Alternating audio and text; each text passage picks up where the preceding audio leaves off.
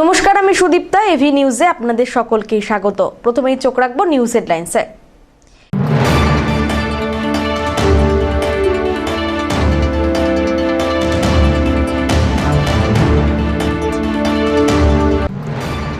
Sikkim tunnel দুর্ঘটনা, মৃত শ্রমিকদের পরিবারে সিপিআইএম প্রতিনিধি দল, ক্ষতিপূরণ ও স্থায়ী চাকরির দাবি।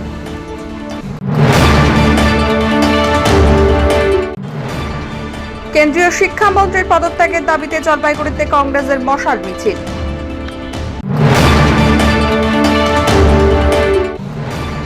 জলপাইগুড়িতে শুরু শ্রী শ্রী জগন্নাথ দেবের রথযাত্রা উৎসব, যোগমায়া কালীবাড়িতে নানান ধর্মীয় অনুষ্ঠানের আয়োজন।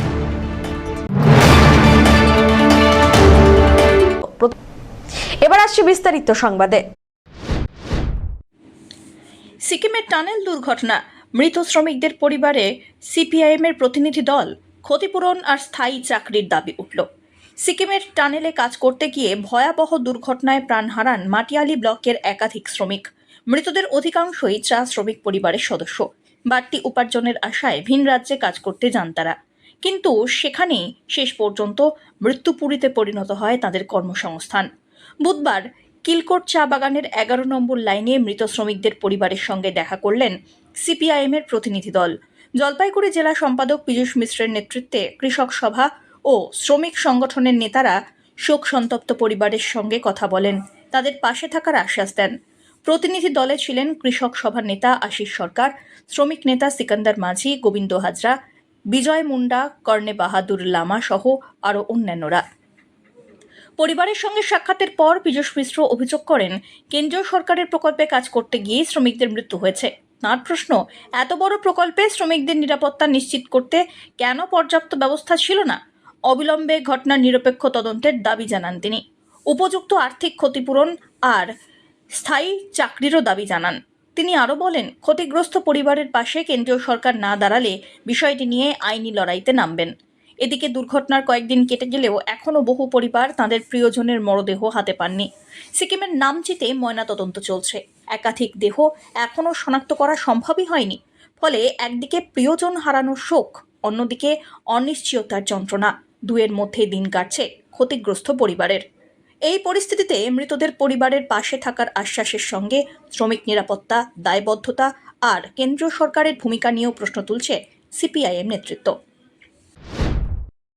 বাগানের অবস্থা দীর্ঘদিন ধরে খুবই খারাপ। এই সরকার এসে তো কাজ খালি কেড়ে নিচ্ছে, নতুন করে কাউকে কাজ দিচ্ছে না দেওয়ার ফলে বাগানের থেকে প্রতিদিন হাজার হাজার শ্রমিক বাইরে যেতে বাধ্য হচ্ছে কাজের সন্ধানে। কিন্তু এখানে উদ্বেগের হচ্ছে এনএইচপিসিতে যে ঘটনাটা ঘটেছে তার দায় সম্পূর্ণ কিন্তু দেশের সরকারকে নিতে হবে। এনএইচপিসি একটা দেশের সরকারের গুরুত্বপূর্ণ বিদ্যুৎ প্রকল্প। এখানে আপৎকালীন কোনো নিরাপত্তা ছাড়া কাজ করাবে, এটা তো ভাবাই যায় না। যে শ্রম আইন বলতে শ্রমিকদের বাঁচানোর জন্য যে আইনগুলো ছিল সেই আইনগুলো ভেঙে তছনছ হয়ে যাচ্ছে দিনের পর দিন। বাগান মালিক পিএফ দেয় না, বাগান মালিক গ্র্যাচুইটি দেয় না। এই লড়াই করবে কে? শ্রমিক সংগঠন। কার কাছে? সরকারের কাছে। সরকারি ব্যবস্থাপনায়, সরকারি সংস্থায় যদি শ্রমিকরা নিরাপদ না থাকে তাহলে তার দায় সরকারকে নিতে হবে। সরকারের এই যা চলছে তার বিরুদ্ধে সব শ্রমিকগুলো ঐক্যবদ্ধ হচ্ছে। আর আমরা বলছি, যেই পরিবারগুলোর থেকে মারা গেল সেই সব পরিবারে একটা স্থায়ী কাজের ব্যবস্থা করা, এই পরিবারগুলোর যে ক্ষতিপূরণ হলো তার একটা বিশেষ ক্ষতিপূরণটাকে যাতে উপযুক্ত ক্ষতিপূরণটা পেয়ে থাকে।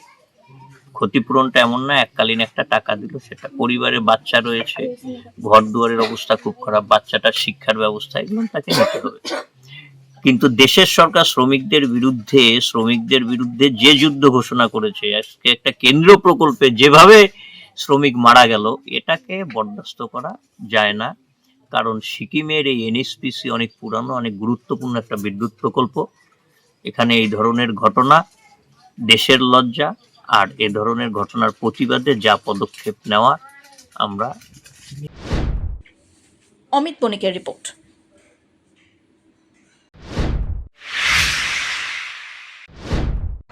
কেন্দ্রীয় শিক্ষামন্ত্রী ধর্মেন্দ্র প্রধানের পদত্যাগের দাবিতে বুধবার রাজ্যের অন্যান্য জেলার পাশাপাশি জলপাইগুড়িতেও মশাল মিছিল করল জেলা কংগ্রেস। জেলা কংগ্রেস কার্যালয় থেকে শুরু হওয়া মিছিলটি শহরের বিভিন্ন পথ পরিক্রমা করে থানা মোড়ে গিয়ে শেষ হয়। আন্দোলন প্রসঙ্গে প্রাক্তন জেলা কংগ্রেস সভাপতি পিনাকি সেনগুপ্ত বলেন, এই আন্দোলন নতুন নয়। তার অভিযোগ, নিট পরীক্ষার প্রশ্নপত্র ফাঁসের দায় এড়াতে পারেন না কেন্দ্রীয় শিক্ষামন্ত্রী ধর্মেন্দ্র প্রধান, তাই তার পদত্যাগের দাবিতে এই আন্দোলন চলছে এবং ভবিষ্যতেও চলবে। বিষয়টা আজকের নয়, সারা ভারতবর্ষের শিক্ষা ব্যবস্থা এবং গণতান্ত্রিক ব্যবস্থা আজকে ভুলণ্ঠিত। আমরা শিক্ষামন্ত্রী, কেন্দ্রীয় শিক্ষামন্ত্রী ধর্মেন্দ্র প্রধানের পদত্যাগ চাই এবং পদত্যাগ চাই। এই পদত্যাগ চাওয়ার কারণ কি আপনারা জানেন? নিট পরীক্ষায় পেপার লিক একটা সর্বোচ্চ জায়গায় নিয়ে গেছে ছাত্রদের সমস্যাগুলিকে। যে সময় এই পেপার লিক হয়েছে সেই সময় প্রায় 7.5 কোটি ছাত্রছাত্রী এফেক্টেড হয়েছে, 22 জন আত্মহত্যা করেছে। তার বিরুদ্ধে আজকে দেশে ছাত্র সমাজ গর্জে উঠেছে, দিল্লিতে উত্তাল হয়ে গেছে ছাত্র সমাজের, যুব সমাজের আন্দোলন। আমরা যেরকম শিক্ষার অধিকারের কথা বলছি, সেরকম কর্মসংস্থানের অধিকারের কথাও বলছি, যেটা এই সরকার দিতে সম্পূর্ণভাবে ব্যর্থ হয়েছে। ছাত্রদের এই আন্দোলনকে সমর্থন জানায়, আন্তরিকভাবে সমর্থন জানায় জাতীয় কংগ্রেস। তাই আমাদের সর্বোচ্চ নেতা রাহুল গান্ধী, প্রিয়াঙ্কা গান্ধী পৌঁছে গিয়েছিলেন সেই আন্দোলন ক্ষেত্রে। তারপর প্রধানমন্ত্রীর সরকারি বাসভবনে যখন আমাদের আন্দোলন পৌঁছে গেছে, সেখানে রাহুল গান্ধী এবং প্রিয়াঙ্কা গান্ধীকে শারীরিকভাবে হেনস্থা করা হয়েছে। রাহুল গান্ধীর মুখ চোখ দিয়ে রক্তও বেরোচ্ছিল। এরকম অবস্থায় তাদেরকে টেনে হিঁচড়ে গ্রেপ্তার করা হচ্ছে। আমরা অমিত শাহ এবং নরেন্দ্র মোদীর এই সরকারের এই আচরণের তীব্র বিরোধিতা করছি। শুধু জলপাইগুড়ি নয়, সারা ভারতবর্ষে আজকে জাতীয় কংগ্রেসের কর্মীরা পথে নেমেছে এই অগণতান্ত্রিকতা এবং এই শিক্ষাকে ভুলণ্ঠিত করবার যে বিষয়, তার বিরুদ্ধে প্রতিবাদ জানাতে। অমিত বণিকের রিপোর্ট, এভি নিউজ।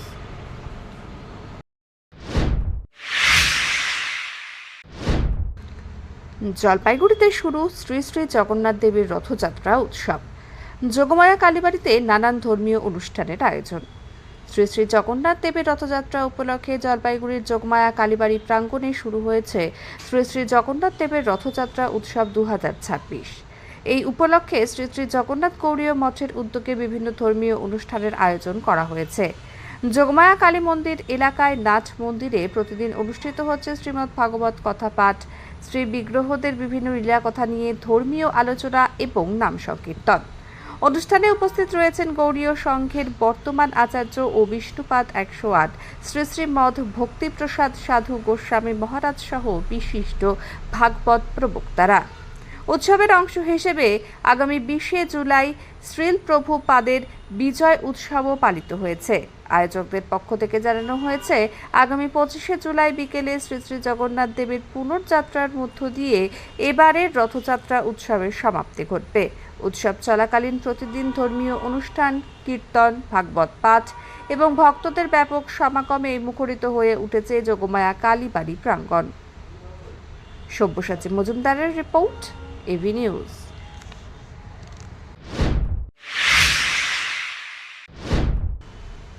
অবৈধ মদের কারবার বন্ধের দাবিতে কোতোয়ালি থানায় মহিলাদের গণ আবেদন। জলপাইগুড়ি সদর ব্লকের গড়ালবাড়ি গ্রাম পঞ্চায়েতের হরিনগর আমবাড়ি এলাকার মহিলারা অবৈধ মদের কারবার বন্ধের দাবিতে বুধবার কোতোয়ালি থানায় একটি গণ আবেদন বা মাস পিটিশন জমা দেন। স্থানীয়দের অভিযোগ, এলাকার কয়েকজন দীর্ঘদিন ধরে বাড়ি ও দোকান থেকে অবৈধভাবে মদ বিক্রি করে আসছেন। এর ফলে এলাকার পরিবেশ নষ্ট হওয়ার পাশাপাশি অসামাজিক কার্যকলাপও বৃদ্ধি পাচ্ছে। অভিযোগ আরও, পুলিশ মাঝে মধ্যে অভিযুক্তদের আটক করলেও অল্প দিনের মধ্যেই তারা ছাড়া পেয়ে পুনরায় একই ব্যবসায় জড়িয়ে পড়ছে। এমনকি প্রকাশ্যে পুলিশকে চ্যালেঞ্জও দিচ্ছে বলে দাবি বাসিন্দাদের। মহিলাদের বক্তব্য, এই পরিস্থিতিতে সন্ধ্যার পর নারী ও কিশোরীদের চলাফেরা অনিরাপদ হয়ে পড়েছে। তাই অবৈধ মদের কারবার সম্পূর্ণভাবে বন্ধ করে দোষীদের বিরুদ্ধে কঠোর আইনি ব্যবস্থা গ্রহণের দাবিতে তারা কোতোয়ালি থানার দ্বারস্থ হন। পঞ্চায়েত মহিলা থানায় আসার কারণটা হলো আমরা মানে বেআইনি যে মদের দোকানগুলো মেয়েদের থেকে সেগুলো ভাঙতে বলছি আর কি পুলিশকে। আমরা চাইছি সেই মদের দোকানগুলো বন্ধ হোক, যার ফলে আমাদের সংসারে অশান্তি হয়, ছেলে মেয়েদের পড়াশোনায় অসুবিধা হয়। মানে ছোট ছোট বাচ্চাগুলো শুদ্ধ নেশাগ্রস্ত হয়ে যাচ্ছে। নেশামুক্ত একটা সমাজ চাই। হ্যাঁ, মুখ্যমন্ত্রী কড়া বার্তা দিয়েছেন, কিন্তু পুলিশেরা কি সেই কড়া বার্তা কড়া কাজ করছেন? আমাদের তো মনে হয় না। যদি করেই থাকেন তাহলে আমরা যে সেদিনকে ছেলেটাকে উঠিয়ে দিলাম, ধরাই দিলাম, পুলিশকে মদের বোতল শুদ্ধ ধরিয়ে দিয়েছি, কিন্তু অ্যাকশনে কি হয়েছে জানেন? অ্যাকশনে হয়েছে ছেলেটাকে আমরা সন্ধ্যার দিকে ধরে দিয়েছি, সকালে হতে তারপরে দিন বিকালের দিকে ছেড়ে দিয়েছে, মঙ্গলবার তুলেছে, বুধবার ছেড়ে দিচ্ছে। তাহলে কি পুলিশ সত্যিই কড়া বার্তা নিয়েছে? ছেলেটা তো দিব্যি গিয়ে মদ বিক্রি করছে, আমাদেরকে হুমকি দিচ্ছে, বলেছে কি মহিলাগুলো যে আমাদের বাড়িতে হামলা করলা, আমার মদের দোকান বন্ধ করতে চাইলা, কই আমি তো বন্ধ করবো না, আমাকে পুলিশ ধরে রাখলো কি? রাখতে পারেনি, আমাকে তো পুলিশ ছেড়ে দিচ্ছে। চ্যালেঞ্জ করছে, খোলা চ্যালেঞ্জ, খোলা ভাবে বিক্রি করছে। এখন মানে বাড়ি থেকে বিক্রি করছে না, আগে বাড়ি থেকে বিক্রি করতে 2 দিন হলো বাড়ি থেকে বিক্রি করে না, এখন হোম ডেলিভারি দিচ্ছে। আগে ব্রয়লারের ফার্ম ছিল, ব্রয়লারের ফার্মে বিক্রি করে, রাস্তায় বসে বিক্রি করে, খোলা একটা আশেপাশে একটা দোকান আছে, দোকানের ছাদে গিয়ে বসে মানে ছেলেগুলো খাচ্ছে, মানে কাউকে কিছু বলা যাচ্ছে না, তুলে দিচ্ছি, নিয়ে আসতেছে, আবার ছেড়ে দিচ্ছে। মানে আমরা লিখিত কোনো অভিযোগ করিনি, কোনো মাস পিটিশন জমা দিইনি, তবে আজকে আমরা মাস পিটিশন জমা দিলাম। পুলিশ এবার কি অ্যাকশন নেয় দেখি। হ্যাঁ, আমরা সবাই একই এলাকায়। সব্যসাচী মজুমদারের রিপোর্ট, এবি নিউজ।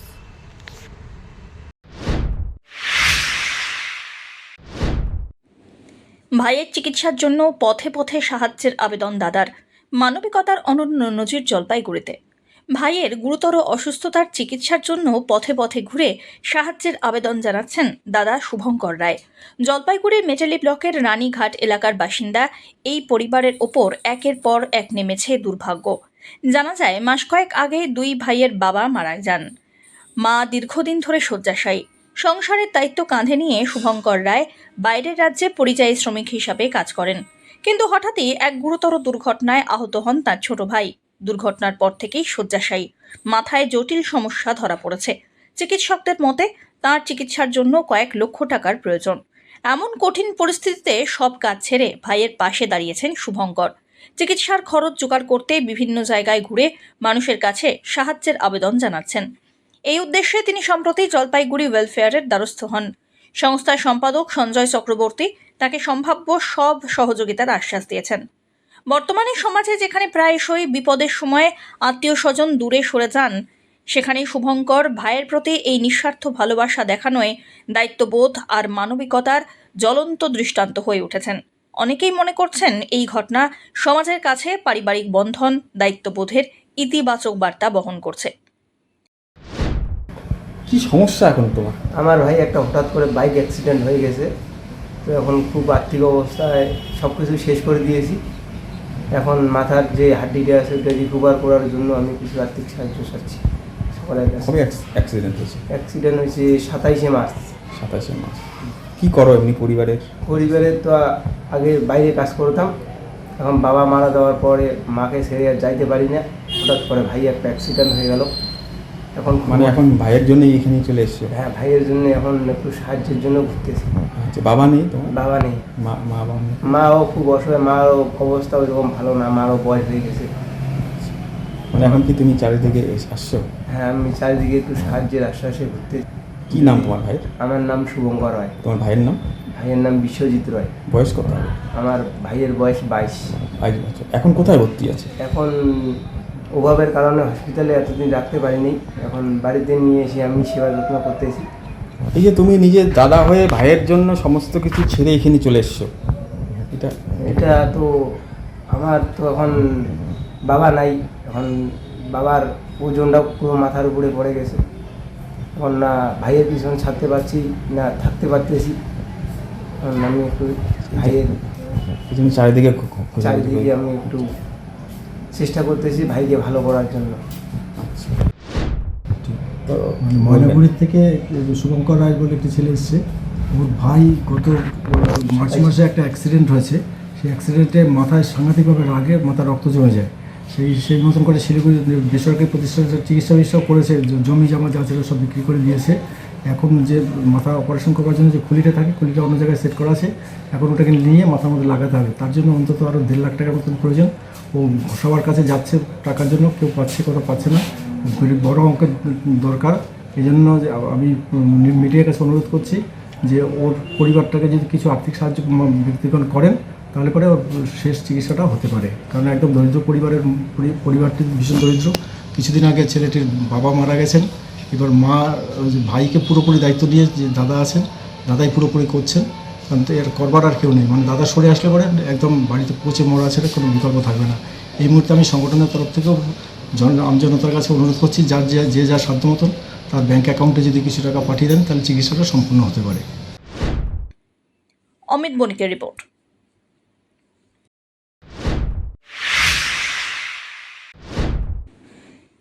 কাঁচা ইলিশের দাম পাকা। জলপাইগুড়ির বাজারে কেজি প্রতি 1400 থেকে 1500 টাকা। হতাশ ক্রেতারা। বর্ষা শুরু হতেই জলপাইগুড়ির বাজারে এসেছে ডায়মন্ড হারবারের কাঁচা ইলিশ। তবে মাছের আগমনে আনন্দের সঙ্গে দামের কারণে মুখভার ইলিশ প্রেমীদের। এবছর কাঁচা ইলিশ বিক্রি হচ্ছে কেজি প্রতি প্রায় 1500 টাকা দরে, যা অনেক নাগালের বাইরে। অন্যদিকে তুলনামূলক ছোট আকৃতির ইলিশ বিক্রি হচ্ছে 800 থেকে 900 টাকা কেজি দরে। ব্যবসায়ীদের দাবি, গত বছরের তুলনায় এবার ইলিশের দাম কেজি প্রতি প্রায় 200 থেকে 300 টাকা বেশি। বুধবার জলপাইগুড়ির দিনবাজার এলাকায় বহু ক্রেতাকে ইলিশ কিনতে দেখা যায়, তবে অধিকাংশই দামের কারণে হতাশ হচ্ছেন। অনেকে জানান, বর্ষায় ইলিশের স্বাদ উপভোগের ইচ্ছা থাকলেও চড়া দামের জন্য কেনাকাটায় রাশ টানতে বাধ্য হচ্ছেন। তবে ক্রেতাদের একাংশের মতে, বর্ষার এই কাঁচা ইলিশের আসল স্বাদ কেমন তা মাছ রান্না করে খাওয়ার পরই বোঝা যাবে।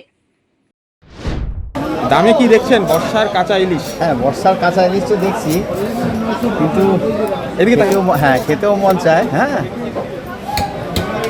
আর আজকে দেখি অনেক ভালোই উঠেছে, দেখি একটা নিয়ে দেখি। দাম কেমন দেখছেন? দামটা তো কি বলবো, মোটামুটি ঠিকই আছে, কিন্তু আর একটু কম হলে ভালো হয়, কেননা আমরা ইলিশ প্রিয় মানুষ।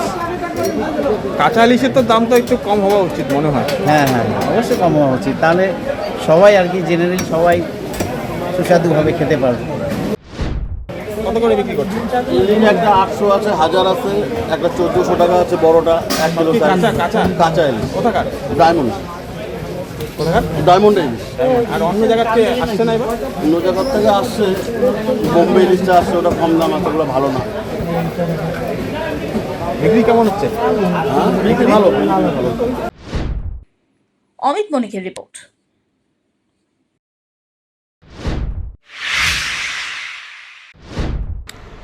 জলপাইগুড়ি জেলা ক্রীড়া সংস্থার পরিচালনায় অনুষ্ঠিত সুপার ডিভিশন ফুটবল লিগের আজকের ম্যাচে মুখোমুখি হয় গেলমো এফসি ও জেওয়াইএমএ। শুরু থেকেই আক্রমণাত্মক ফুটবল উপহার দেয় জেওয়াইএমএ এবং শেষ পর্যন্ত 2-0 গোলের ব্যবধানে জয় তুলে নেয়। ম্যাচের ফলাফল গেলমো এফসি 0 এবং জেওয়াইএমএ 2। মার্কোস ওরাও এবং মনীষ ওরাও একটি করে গোল করেন। প্লেয়ার অব দ্য ম্যাচ নির্বাচিত হন সাহিল পরিহার। জেওয়াইএমের সুশৃঙ্খল দলগত পারফরমেন্স এবং কার্যকর আক্রমণাত্মক ফুটবলের সামনেই গেলমো এফসি গোলের দেখা পায়নি। গুরুত্বপূর্ণ এই জয়ে লিগে নিজেদের অবস্থান আরও শক্তিশালী করল জেওয়াইএমএ। বৃহস্পতিবার Netaji modern club super division football লিগের আরও একটি জমজমাট লড়াইয়ের সাক্ষী হতে প্রস্তুত ফুটবল প্রেমীরা। পিনাকি শিলের report, AV news.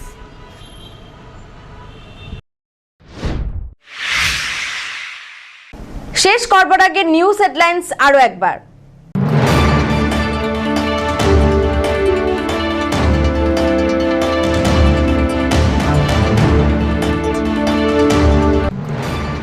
Sikkim tunnel দুর্ঘটনা, মৃত শ্রমিকদের পরিবারে সিপিআইএম প্রতিনিধি দল, ক্ষতিপূরণ ও স্থায়ী চাকরির দাবি।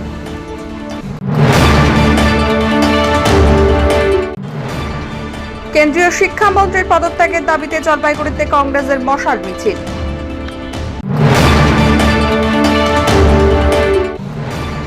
জলপাইগুড়িতে শুরু শ্রী শ্রী জগন্নাথ দেবের রথযাত্রা উৎসব, যোগমায়া কালীবাড়িতে নানান ধর্মীয় অনুষ্ঠানের আয়োজন।